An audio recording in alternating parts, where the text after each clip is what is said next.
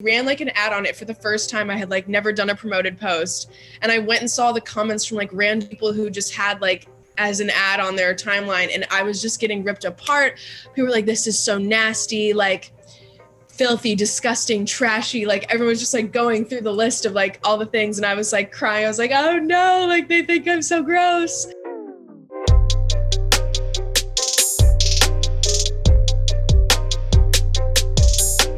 Hi, I'm Nick, and I'm joined by Slayyyter for the latest in NME's In Conversation series. Thanks for joining us. How's it going today? Thank you for having me. It's good. I'm just happy to be here. Happy to be talking to you today. You're preparing to drop your debut album, Troubled Paradise. First thing I wanted to ask is, what inspired that title? Like, what is the Troubled Paradise that you're referring to? It's funny because I feel like I made the song first before realizing that's what I wanted to call the album. And the title just kind of came out, and I was thinking of what would fit there and what would rhyme, and it just kind of came out. And then I realized like it was such a perfect phrase. It's like the condensed version of Trouble in Paradise. And I felt like that's kind of what people say about like when relationships go bad, like, oh, there's trouble in paradise or whatever. And I feel like over the past 2 years of my life, everything has been so amazing, but there's been some like downfalls too, some hardships that I've endured with like breakups and depression and just like feeling like lonely and lost. And I feel like everything at the same time though is amazing because like I have my dream job and I have all these things. So I feel like it just kind of made the most sense calling the album that, because I feel like my life is very much like a troubled paradise in a way. You've said that the album's like kind of an album of two halves. Is that playing into the same thing, that you're in this paradise that does have this troubled side? Is that part of the same idea?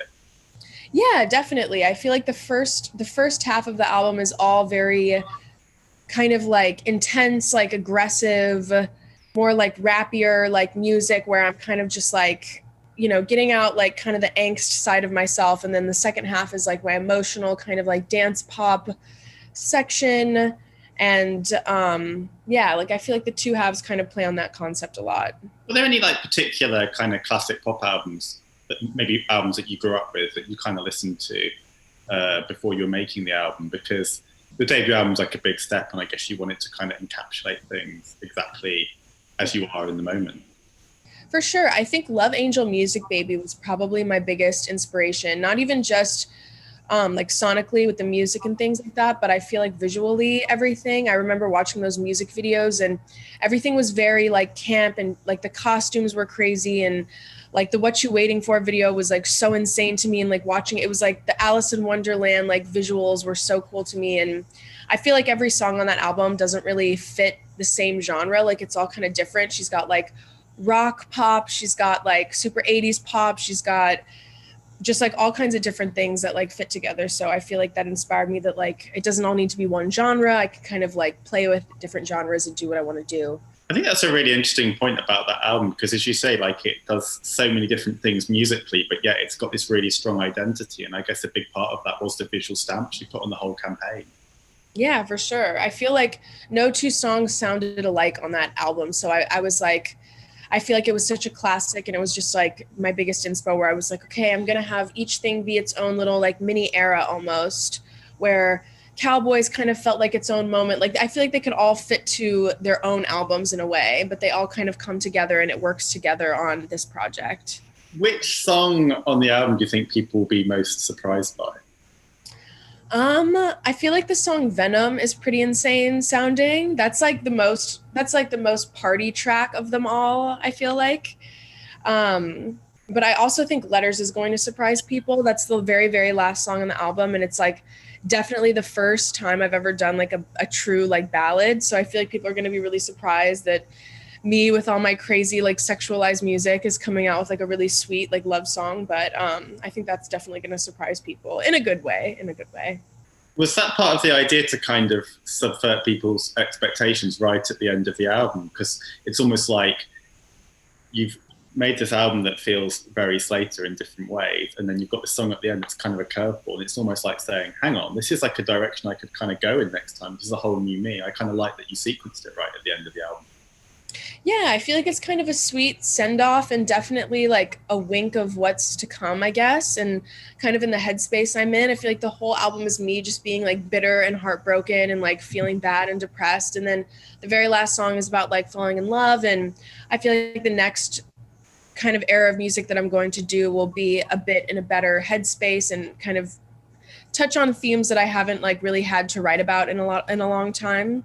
The whole time with this project, I just wanted people to not really know it was coming from me. I feel like I'm kind of seen as like a meme kind of artist or like a stan Twitter kind of niche. But I wanted to show people that I can make like all different kinds of songs and that I'm not just a one trick pony. Is there an element of like, did it make you nervous, like showing the real you? Because I guess one of the advantage of being seen as a, you know, whatever you want to call it, a stan Twitter artist, a meme artist, is that there's a protective shield around you. You don't have to show the real self. But on a song like Clouds, and you're singing about being unhappier than you've ever been, that's really raw and personal. Is that quite nerve-wracking, putting stuff like that out there? Because it is really honest. Yeah, definitely. You never know how people are going to receive things. And I feel like for a while I was so locked into playing this character of like Y2K, like bimbo girl. And I was like afraid that if my songs weren't about like lip gloss and mini skirts, people were going to be like, oh, we hate this. But I think at the end of the day, no matter what you're talking about in a song, as long as it's truly a good song, like people will it'll resonate with people. And I feel like Clouds was one of those songs where I was like, this instrumental is amazing, these are the feelings I have right now, I kind of need to get them out of my system. And when it all came together and I was listening back, I was like, I feel like this is the best song I've ever made. I feel like it's like undeniably good, and I don't think people will mind that it's not so like Paris Hilton, like drive through LA, like in a pink convertible type of song. You know, I feel like people are a little bit more open to things when it at least, you know, sounds like a good dance song. What inspired the song in particular? Like, what feelings were you going through that you put into it? I actually wrote that. That was like, I think third to last song on the album. So it was like the pandemic had already like started and I was in like full lockdown and I was staying in my Airbnb. I had gotten to LA in like February and then everything shut down in March and I was just alone. Like I didn't have a roommate or I wasn't really seeing friends at the time. Like I came out here and I was quarantining completely alone. So a lot of time to like think and reflect on myself and my feelings and like my career and how music has gone for me. And I was just getting really bad imposter syndrome of like, everyone says I don't deserve to like have a career and be an artist because I'm not that good or whatever. And I'm starting to believe it. And so, yeah, that line where it's like, say what you want, but I never thought I'd end up here is like kind of just that, like that feeling in its most simplest wording, I guess, of I never thought I would have anything. Like I thought I would be in St. Louis receptionist for the rest of my life. Like I didn't think I would ever get to do anything cool. So I think writing that song really helped. It's funny because I was like doubting my abilities, doubting if I was good at music. And then I wrote that song and I was like, oh, this is great. Like I'm meant to do this. Like, okay. So it was a song that really turned things around for you in terms of how you're feeling. Yeah, for sure. I feel like it kind of gave me the motivation to finish the rest of the album. I needed like 2 or 3 more songs after that one. And I was like, okay, let's do this. Like when you have writer's block, you feel so bad about yourself. It feels like I'll never write a good song again and all this stuff. And I was really going through that. And then I made Clouds during quarantine, during a period of like major isolation. And I felt like it kind of sparked me and made me feel better about my abilities and kind of helped me carry on through the rest of the songs that I was trying to make. You, from what I understand, you grew up with stan culture, pop stan culture. Do you feel as though you always understand where it's coming from, or has it kind of developed in ways that you now find surprising because it's kind of a different beast to it was 10 years ago? I feel like it's always changing. Like the sense of humor and like the little memes and jokes that people are using are always changing. But I feel like in the past like 2 or 3 years, I feel like stans have become a little more entitled and a little more territorial over the people that they're fans of, especially when it comes to like female artists. I feel like people are very, very entitled to not only like the music, but like videos and photo shoots and you need to look like this and, oh, your hair, I don't like your hair right now. Like, why would you cut your hair like that? It's very, there's a lot of kind of like ownership over females and like the female body. And like, you kind of like lose a sense of like humanness, if that makes any sense, just because it's like you're like a Barbie doll trying to please a crowd. It gets kind of hard sometimes. But at the other end of like that extreme is like, I feel like stans will ride for you so much harder than a normal fan base. Like, people who listen to my music don't just like listen to my music and then that's it. It's like they want to know how my day was, they want to buy my merch, they want to come to my show, they want to know everything about me, they want to be my friend, they want to interact with me online. Like, it goes so much further than I think just normal, like, people who have like their little Spotify listeners and then don't really interact with them much more than that. Like, I feel like the extreme of it being bad is kind of outweighed by the extreme of it being good, because it is a really loyal fan base and it feels like a family sometimes. So even though people get a little too entitled with like kind of what you're doing and what you're making, I feel like at the end of the day, like, stans really do like ride or die for you. Do you think there is an undercurrent of misogyny at the extreme end of stan culture when it gets to the point where someone's body or someone's hair is being scrutinized in that way? Oh, definitely. And I also feel like it's become a bit normalized. It's like the only form of misogyny that is allowed, because it's like you see these kids on Twitter who are saying, oh my God, she looks so fat. Like, why did she get so fat? And it's like, no one really bats an eye because it's like a fan account of like some pop star. And so no one's really like talking about it. Where if you were talking directly to like some normal person in your life, people would be like, hey, that's majorly not okay. Or someone talking about like your boobs or like blah, blah, blah. Like, it definitely has become kind of like a normalized misogyny in a way, I feel like, because I feel like the treatment of women in music especially is really ruthless. Like, if you really deep dive into like the comments on Pop Crave on Twitter, or like just general forum boards where like fans get together and talk about stuff, it gets really nasty. And it's kind of shocking that it's kind of just become like a normal language that people use, like commenting on women's bodies and, oh, she's in her flop era, like she's not succeeding, like all these criticisms that at the end of the day, it's like, aren't we just fans of the music? Like, aren't we just listening to the music? Like, the extra stuff doesn't really seem like that relevant. But yeah. I guess this is kind of linked. Do you feel like you spoke earlier about the negative comments you've had in the past about, you know, she's not really talented, she's not this. Do you think you get the same level of that criticism if you were a male artist? Definitely not, because I feel like I see a lot of mediocre male artists who do a lot better than me and don't get a lot of don't really face the same kind of criticisms. Or maybe they have, maybe too, like maybe stan Twitter, it's like a different fan base where like male artists don't really have as hard like stans as much. But I just feel like, yeah, I feel like a male artist who puts in a lot less effort than me or a lot of my like female peers who, you know, you put so much effort into photo shoots. It's like hair, makeup, like outfits, all these things, like you have to be styled to perfection. And like a guy can kind of just like roll out of bed and like a tank top and then like call it a day and like do a photo shoot and then like gets no criticism at all, you know? So I feel like, yeah, there's definitely kind of a double standard. It's the aspect of stan culture that I find difficult to get my head around, because in my mind, if you're a big fan of someone, you always want to see them in a positive light. I mean, I saw a photo shoot, a really big, glossy, expensive photo shoot that an artist had done a couple of months ago, a big female artist, and all these stans were saying, "Oh, she looks like Karen. She looks like she wants to talk to the manager." And I was just like, "I can't. You're meant to be her fans. Why are you saying this?" And it's crazy too, because it's like, people will ask, oh, you never do any big budget photo shoots. It's like, whether or not you have a budget is like beside the point, but they want the big budgets, and then you give them something and it's, oh, your wig is clapped. Like, we hate your wig in this. And it's just like, you really cannot win sometimes. And you would think that being a fan would kind of overshadow everything else. But no, I feel like people on stan Twitter really feel a sense of ownership over the artists that they stan. It's like they want you to like walk and talk and dress in the exact way that they became a fan of you for in the first place. So if you stray from anything or you stray visually from what you might have used to have done, like, people will freak out. And yeah. Where do you personally draw the line with kind of interacting with fans? Because you could spend all day chatting to fans online, even if these were all positive interactions. But if you spent all your time doing that, you wouldn't be making music, you wouldn't be having time to yourself, you wouldn't be doing anything else. So like, where's the line for you in terms of giving them this kind of interaction that they kind of want now? Well, I feel like a lot of my fans, like I love them to death, and I feel very lucky that I have a lot who are on my side. Like everything I just said, I see certain like fans on Stan Twitter saying the same thing, being like, everyone's so toxic and misogynistic, like we need to like be nicer, let artists like create what they want. I feel like I like to get on Twitter, I like to interact, but there's just certain times where people I think DM me like really nasty things to get my attention because I think they think that's what's going to make me respond.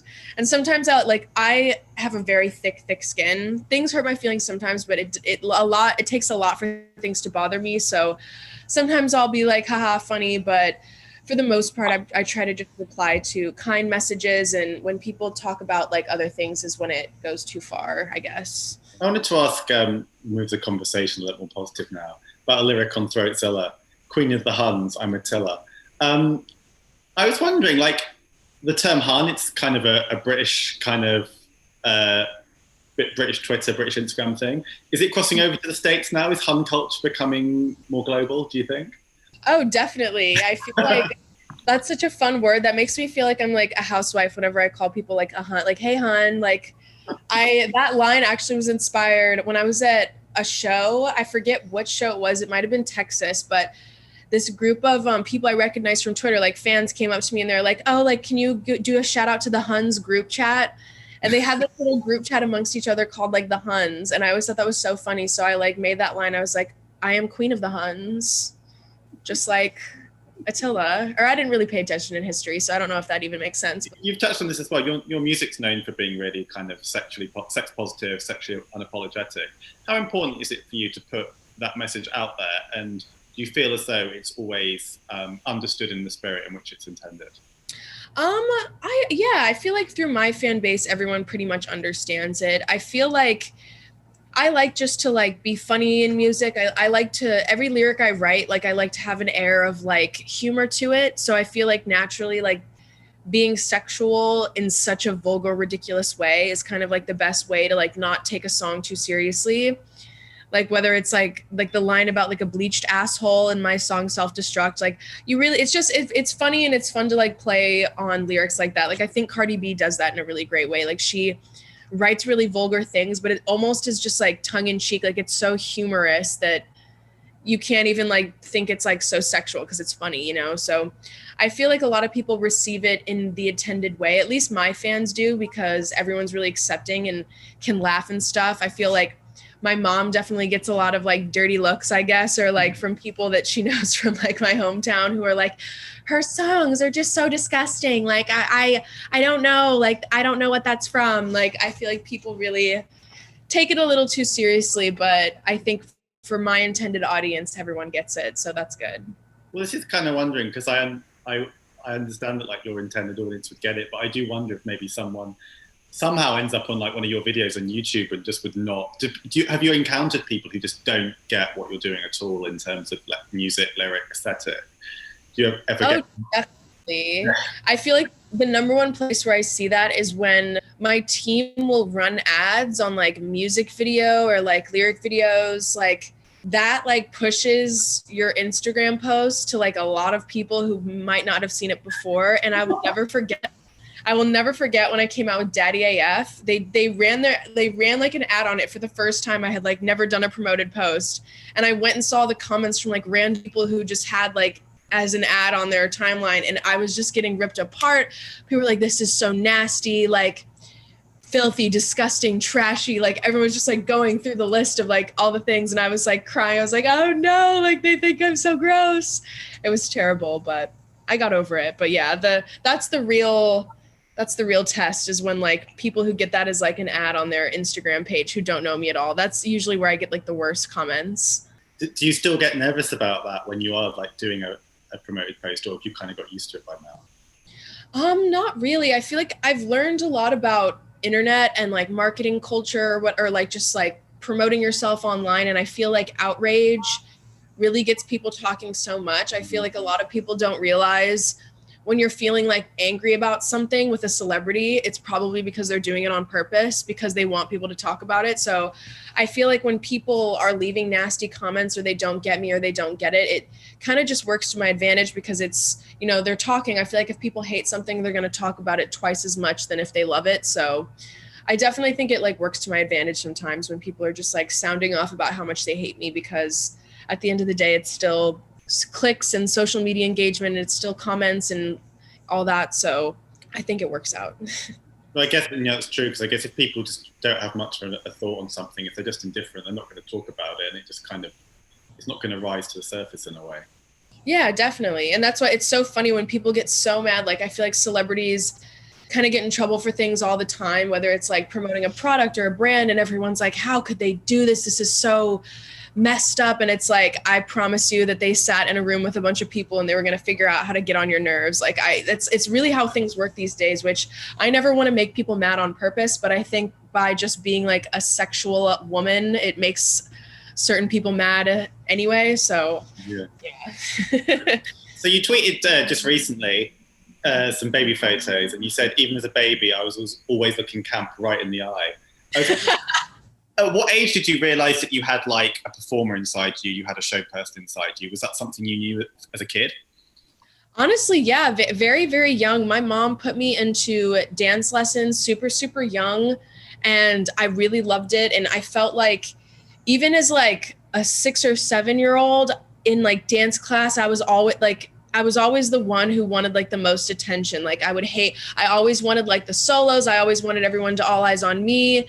Like, if someone was like getting like a little thing, I would like move in front of her and be like, no, like it's my turn. Like, I was always very obsessed with spotlight and attention, and I just wanted to perform, and I just wanted to sing for people. And I was still a very shy child, which is funny, like at the same time. But when it came time to like be on stage or like do my dance recitals, like I loved it. I loved being in a costume. I loved getting my makeup done and like going on stage and looking out at everyone clapping for you. It was like, as a very young little kid, like I remember dancing and doing dance like really triggered something in my brain where I was like, this is everything, and I never want to stop doing this. So I feel like as I got older, people kind of lose those dreams of like, oh, I want to be a pop star. I want to be, little boys that will be like, I want to be a football player. I feel like everyone has those dreams when they're little, and then you kind of grow out of it, and then you choose other things. And I was like 21, and I was like, no, like I want to be a pop star still. Like, I don't know.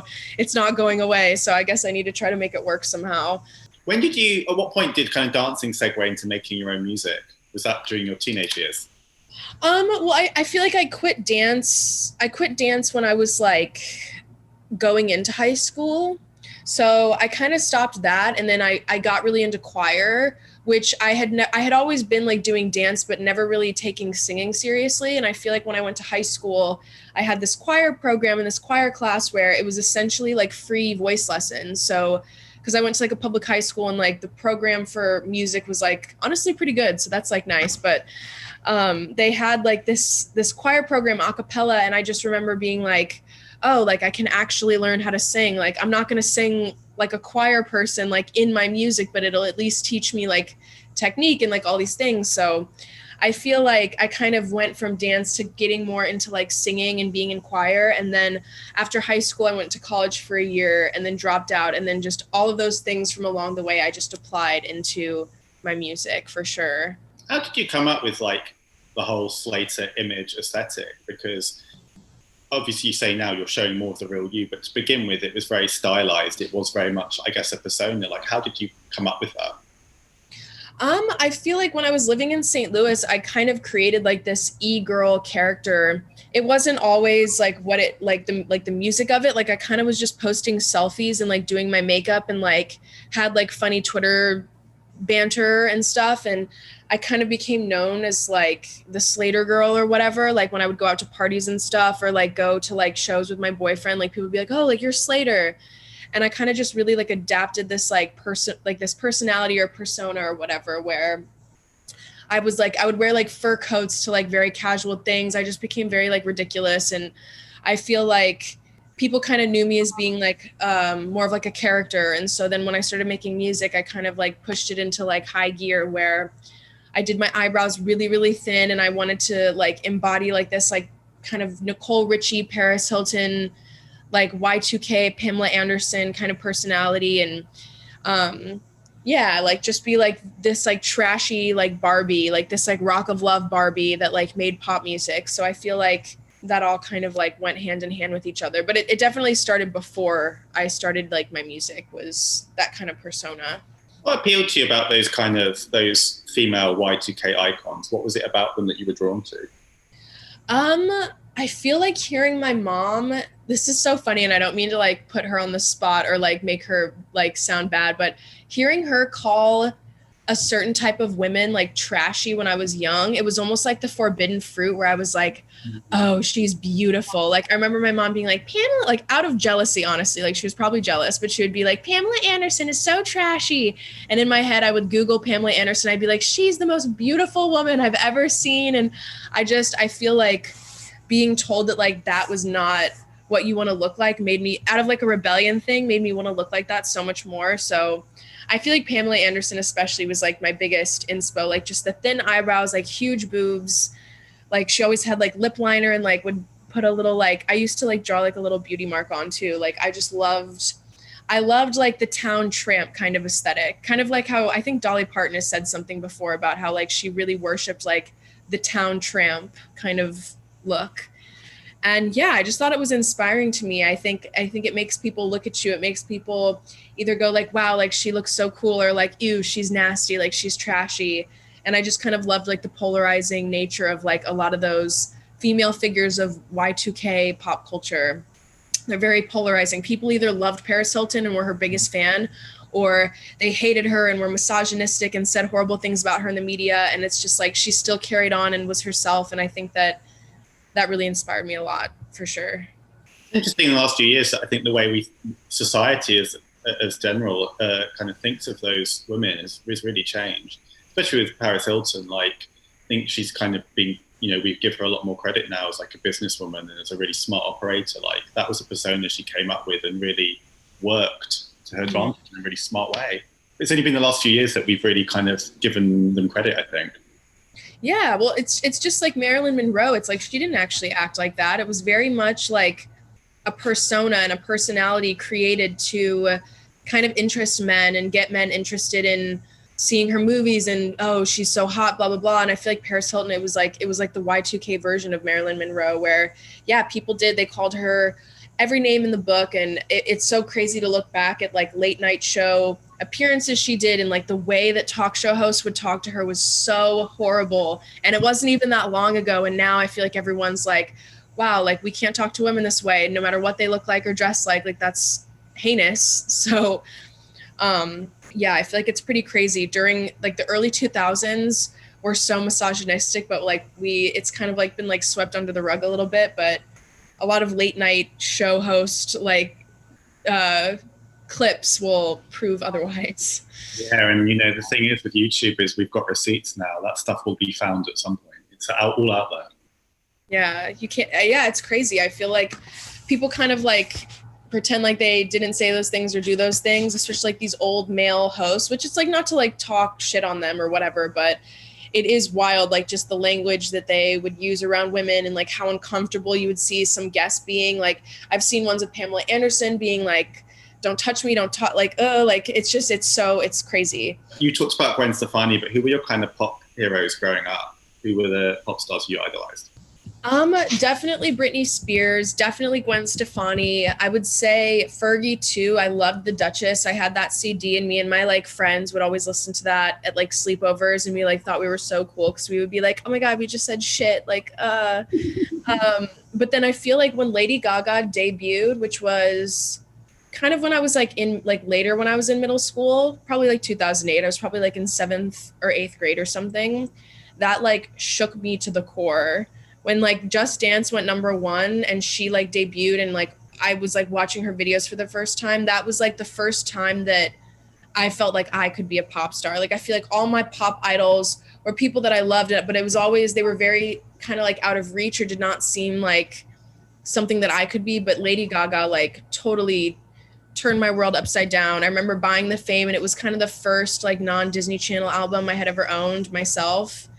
And I just remember listening to the music and Love Game and Poker Face and Paparazzi. And there was something about that album with the production and everything that was just so fascinating to me. Her character that she played was so mysterious, and she like every bad thing the media said about her, she was very like would like kind of play with it and like not take it seriously, and she just was amazing. So I feel like that was kind of someone who I was like, I want to make music like this. Like I want to have my own songs. Like I want to make like a pop album like The Fame one day.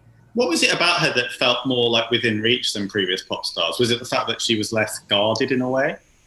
Yeah, less guarded. I think the fact that she was also at the time like brand new to music, it was almost like overnight, like everyone was like Lady Gaga, like it was so fast. It was like one minute no one had heard of her, and then the next minute it was like Just Dance, which obviously a lot of work went into that. But in terms of like popularity, it was like she just kind of like appeared and like found this success after like kind of coming from being DIY and all this stuff. And I remember very early on when you would Google her, pictures of her with like dark hair would pop up, and like she like it still seemed so like 1 foot in her past life, 1 foot in this like blonde pop like persona. So that was so cool to me. Like I remember I would Google for hours and like try to like learn about different things, and you would find all these like unreleased like mixtape like really like shitty like show posters, like DIY. Like it just felt so like I could do this. Like look, like she was doing this MySpace like ad like thing, and like now she's like #1 on the charts. Like I feel like it made it seem so within reach, I guess, watching her kind of trajectory. That's so interesting that you were able, because I guess it was because of that stage in the internet, it was the first time when you could see, kind of find the pieces of the puzzle that led to someone becoming like that. Whereas maybe 10 years earlier with Britney, people wouldn't have been able to find that trail that kind of led to the superstar suddenly just sort of appears like that. Yeah, it's so crazy. Like I feel very grateful to have been into her like and on it earlier, whatever, like not early, but just like into it when she debuted, and been at an age where like I was using the internet, because I feel like I'm sure like Gen Z kids now, like they just see her as like Lady Gaga, like the megastar who's probably always been the megastar. But it's like I really watched this like very like DIY kind of like girl like go #1, and then it was like hit after hit after hit, and it was so inspiring. And I feel like it was honestly in my opinion one of the greatest like debuts of all time. But Well, she's currently working on the Chromatica remix album. If you could feature on any song from it, which one would you pick? probably Free Woman. I love that song. Or I would say, yeah, either Free Woman or Plastic Doll. Those are like my top 2 songs from Chromatica. Yeah. Or Stupid Love, like of course that one's like a classic. So Yeah, I think that those are my favorites, and maybe Babylon as well. I'm still obsessed with that song. oh, for sure. It just makes me smile whenever it comes on. Oh, I love that one. Oh, I keep in like Sour Candy. I feel like I would fit the best on. Okay, ignore everything I just said. I would fit the best on Sour Candy for sure. Because it's yeah. How do you like your music to be described? Because sometimes this label hyperpop gets attached to it, and is that something that you feel is a good fit, or do you think it's a good fit for some songs and not others? I mean, I feel like it's kind of just a way to say experimental pop. And I think it's funny, artists hate that word so much. And sometimes it does make me kind of roll my eyes, but it really is like just kind of like a way to describe like the certain like subgenre of pop music that this has become. Like I feel like it's funny to watch like smaller like hyper pop artists, I guess, like go on Twitter and be like, I hate hyper pop, I'm not hyper pop, all this stuff. And then you listen to their music and you're like, yeah, this is hyper pop. Anyway, it's like, it's just really interesting. I feel like people really fight titles so much, but it's just a subgenre like anything else. Like just like how synthwave was like a subgenre of like 80s, super 80s sounding pop music, and how there's always different kind of subgenres like vaporwave, all different things. And I feel like hyperpop is the only one where the artists making it are like, I don't make anything, like it's normal pop music. And everyone's like, not really, like this doesn't sound like Ariana Grande, like it's obviously its own thing. So I don't really mind it too much though. Like it's, yeah, sometimes it helps like in a session when you want like a little bit of like a weirder drum sound or whatever, when you're like just a little hyper pop, like it kind of helps craft together something a little more experimental. Why do you think some artists don't like the term? What is it about it that they sort of are kind of chafing against? I don't know. I really feel like people just love to try to defy any kind of like, which I understand, like as an artist, you don't want constraints and labels put on you, but I feel like people just try to kind of rebel from what they become known for, any kind of label that could be put on their music, because they want it to be like genre defying. Like I feel like people call my music hyper pop, but I feel like it's definitely, it kind of is like more traditional to me in a way. Like I feel like I kind of stick to like the Max Martin rules of like song structure and stuff. Like I feel like I'm like that kind of crazy and out there, but there's some artists who make like seriously like hyper pop sounding hyper pop, and they're like, no, that's not me. Like I don't make hyper pop, and you're like, what? Yeah, I feel like I feel like it's just kind of like something to rebel against when someone calls it something, and you can just say, no, it's just pop music. Like it's just a different kind of pop music. When you're writing a song, like how do you know when it's a keeper? Like how do you know when it's a bop? Because as you say, like listen to the album. It's not like all your songs sound the same. There's songs on there which are very different to others. I mean, Letter's the most extreme one, but there's stuff on there that's kind of rockier. There's stuff that has like a No Doubty vibe. There's some that's kind of dance pop and kind of more Kylie-ish. Like, how do you know when something's something that like this is one that's going to go on the album? I really think it's just like the replay value of after I make it. Like there are certain songs where I'll spend all day in the studio making it, and then I will never go back to it again. And I feel like that, like, then there's some songs where it's like, I will have it saved to whatever thing I use to save my music to. I won't say what, but I will listen to it over and over and over again. And then I'll be like, I'm obsessed with this song. And I feel like you get a real sense of like being proud over something. So I feel like that's when I know like the song is a keeper, and that's one to put on the album. There's not a single song on this album where I had to be like told like, oh no, this is really good. Like you definitely need to put it on. Like every single one I was like, hell yeah, this is amazing. I love this one. So I feel like it all just kind of depends on like the feeling in the studio. Sometimes within like 30 minutes of a session, I know that the song is like trash, like already, and it hasn't even been finished, and it hasn't even gotten finished yet. So I feel like it really just depends. Yeah, just depends, I guess. How would you say you've developed as a songwriter over the last few years since you've been putting out music? Do you feel like it's been a steep learning curve? Definitely. I feel like I've definitely come into my own sound and kind of learned my language and how I like to write as a songwriter. I feel like before, like when I listen to my very early songs, like I feel like my vocabulary or the wording, like maybe was a little too simple and not as like, or just doesn't get the point across, kind of awkward. Like I felt like I wrote in kind of an awkward way, but I feel like practice makes perfect. And I really have gotten so good with telling stories and like making it kind of dramatized or whatever, dramatized. Like for Cowboys or Serial Killer, all these different songs on the album, like I feel like my writing is kind of the strong point of them almost, just because they do tell a story, and it's almost like poetry in a way, where it's like these stories, like, you know, it's almost like a movie or something, like the story about a cowboy who will break your heart, or this story about your husband who's killing girls and you're finding out about it. Like, I feel like I've just gotten better with writing in general. And I feel like that was one of my biggest criticisms. People would be like, her pen is so bad. And I'd be like, oh, okay. But now I feel like it's undeniably gotten a lot better. So that's good. Well, I feel like when it gets to a stage where like a lyric can be a hook, that's a sign that you're really kind of conveying something in a really concise and snappy way. You're really kind of nailing it. Oh yeah, definitely. I feel like when you're really feeling something strongly, when you can like write a hook really fast and it's just like a very simple emotion. Sometimes I let my brain kind of like go a little crazy and like I put too many words in things. I like Troubled Paradise is like so much lyrics. Like for this song, it's like a 32 line bridge. It's like so much lyrics like jammed into one song, but it still works in a way. But I feel like you're really going through something if you can just make like a simple hook that's like exactly how you're feeling. Where did you get the idea to write a song called Throatzilla from? Because I feel like that's a song that maybe no other artist could write.